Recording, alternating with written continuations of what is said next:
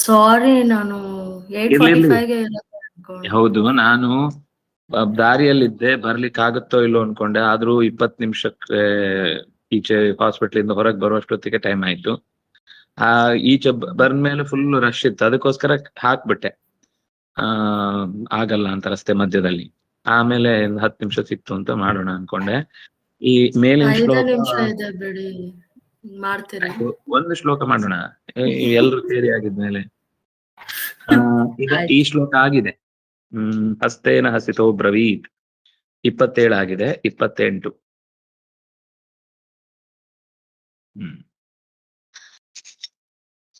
ಯದ್ಯಾಖಂಡಲ ಶತ್ರುತ್ವಂ. ವಿಷ್ಣುವ್ರು ಹೇಳಿ.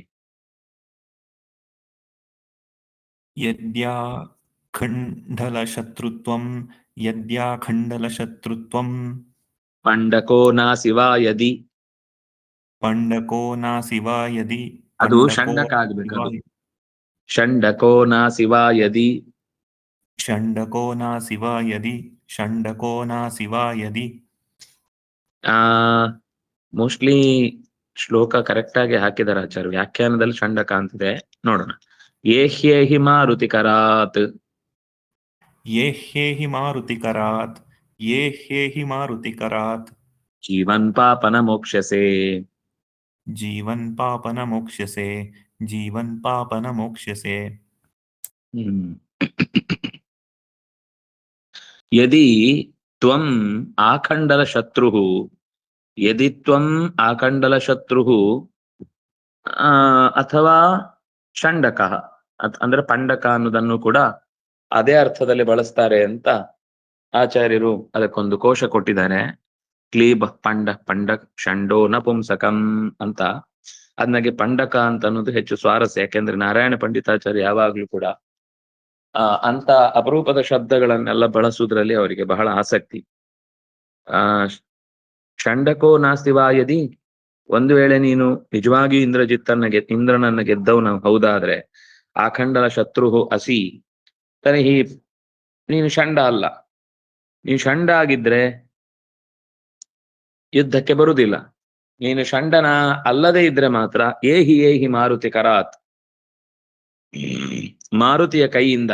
ಯಾಕಂದ್ರೆ ಹಿಂದಿನ ಶ್ಲೋಕದಲ್ಲಿ ಹನುಮಂತ ಬಂದು ಅವನನ್ನ ಈ ಉಳಿದ ಕಪಿಗಳನ್ನೆಲ್ಲ ನಿಗ್ರಹಿಸ್ತಾ ಇರೋದು ನೋಡಿ, ರಾಕ್ಷಸ ಸೈನ್ಯವನ್ನ ಹನುಮಂತ ದಿಕ್ಕಾಪಾಲು ಮಾಡ್ತಾನೆ.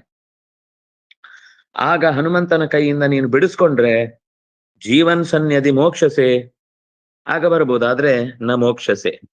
ನೀನು ಹನುಮಂತನ ಕೈಗೆ ಸಿಕ್ಕಾಕಿದ್ರೆ ಮತ್ತೆ ಬದುಕಿ ಬರ್ತಿ ಅನ್ನೋದು ಅಸಾಧ್ಯವಾದ ಸಂಗತಿ ಅಂತ ಅವನನ್ನ ಬೈತಾ ಇದ್ದಾರೆ. ತ್ವಂ ಯದಿ ಆಖಂಡಲ ಶತ್ರು ಅಸಿ. ಒಂದು ವೇಳೆ ಷಂಡಕಃ ನಾಸಿ, ಪಂಡಕಃ ನಾಸಿ, ಒಂದು ವೇಳೆ ನೀನು ಷಂಡ ಅಲ್ಲದೆ ಇದ್ರೆ ಏಹಿ ಬಾ ನೋಡೋಣ. ಮಾರುತಿ ಕರಾತ್ ಜೀವನ್, ಮಾರುತಿ ಕರಾತ್ ಮಾರುತಿಯ ಕೈಗಳಿಂದ ಬಿಡಿಸಿಕೊಂಡು ಬಾ ನೋಡೋಣ. ಪಾಪ ಓ ಶತ್ರುವೇ ಅಥವಾ ಪಾಪಿಷ್ಠನೇ, ನ ಮೋಕ್ಷಸೆ ಜೀವನ್ನ ಮೋಕ್ಷಸೆ. ನೀನು ಬದುಕೆ ಅಂತೂ ಬರಲ್ಲ, ನೀನ್ ಬಂದ್ರೆ ಹೆಣವಾಗಿ ಬರ್ತಿ ಅಷ್ಟೇ. ಜೀವನ್ ಪರಾವೃತ್ಯನಾಗಮಿಷ್ಯಸಿ, ನೀನು ಮರಳಿ ಬದುಕಿ ಬರ್ಲಿಕ್ಕೆ ಸಾಧ್ಯ ಇಲ್ಲ. ಬರ್ಬೋದು ಮರಳಿ, ಹೆಣವಾಗಿ ಬರ್ತಿ ಅಷ್ಟೇ ಅಂತ ಹಿಂದೆ ಒಂದು ಶ್ಲೋಕ ಚೂರು ಹಿಂದೆ ಹೋಗಿ ಅಲ್ಲಿ ಯಾರು ಮಾತಾಡಿದ್ದದು?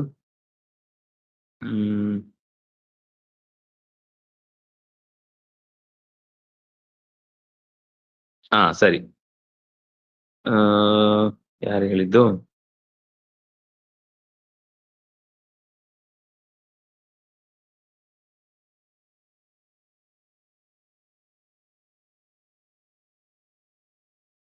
ಹನುಮಂತ ಹಸಿತಃ ಅಬ್ರವೀತ್. ಸರಿ, ಮುಂದೋಗೋಣ. ಹನುಮಂತ ಹೇಳಿದ್ದು ಅಂದ್ರೆ ಹನುಮಂತನ ಬಗ್ಗೆ ಹೇಳ್ತಾ ಇದ್ದೇನೆ. ಈ ಮಾರುತಿಯ ಕೈಯಲ್ಲಿ ನೀನು ಬದುಕಿ ಹೋಗ್ತಿ ಅಂತಂದ್ರೆ ಅದು ನಿನ್ನ ನಿಜವಾದ ಸಾಹಸ ಇರುತ್ತೆ. ಆದ್ರೆ ನೀನು ಹನುಮಂತನ ಕೈಯಲ್ಲಿ ಬದುಕಿ ಹೋಗುವುದು ಅನ್ನೋದು ಅಸಾಧ್ಯ ಅಂತ ಹೀಗೆ ಹನುಮಂತನೇ ಅವನನ್ನ ಭಯಪಡಿಸಿ ಈ ಮಾತನ್ನ ಹೇಳ್ತಾ ಇದ್ದಾನೆ. ಅಂದ್ರೆ ನನ್ನ ಕೈಗಳಿಂದಾಗಲಿ ನನ್ನ ಯುದ್ಧದ ಟೆಕ್ನಿಕ್ಗಳಿಂದ ಆಗಲಿ ನೀನು ತಪ್ಪಿಸಿಕೊಳ್ಳಿಕ್ ಸಾಧ್ಯ ಇಲ್ಲ ಅನ್ನೋದನ್ನ ಹೇಳಿಕ್ಕೆ ಈ ಮಾತು ಬಂತು. ಯದಿ ಅವ್ಯಯ ಆಖಂಡಲಸ್ಯ ಶತ್ರು ಆಖಂಡಲ ಶತ್ರು. ಆಖಂಡಲ ಅಂತ ಇಂದ್ರನಿಗೆ ಮತ್ತೊಂದು ಹೆಸರು. ಆಖಂಡಲ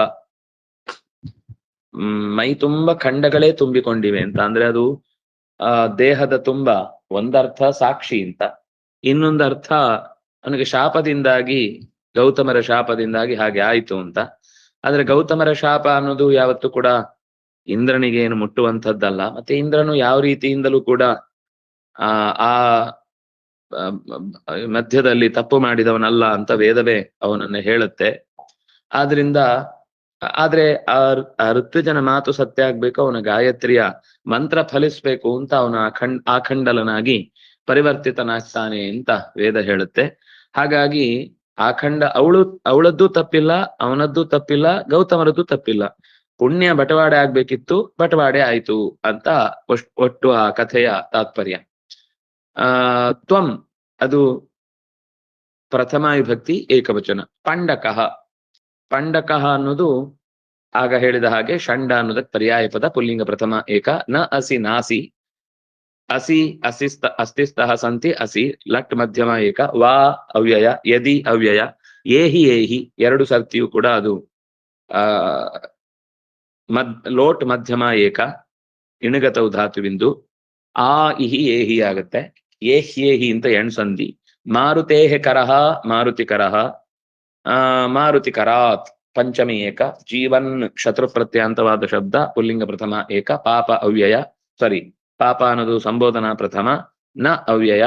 ಮೋಕ್ಷ್ಯಸೆ ಮುಚುಲು ಮೋಕ್ಷಣೆ, ಲೃಟ್ ಮಧ್ಯಮ ಏಕ. ಸಾಕು. ಶ್ರೀ ಹರಿಪ್ರಿಯತಾಂ ಶ್ರೀ ಕೃಷ್ಣಾರ್ಪಣಮಸ್ತು.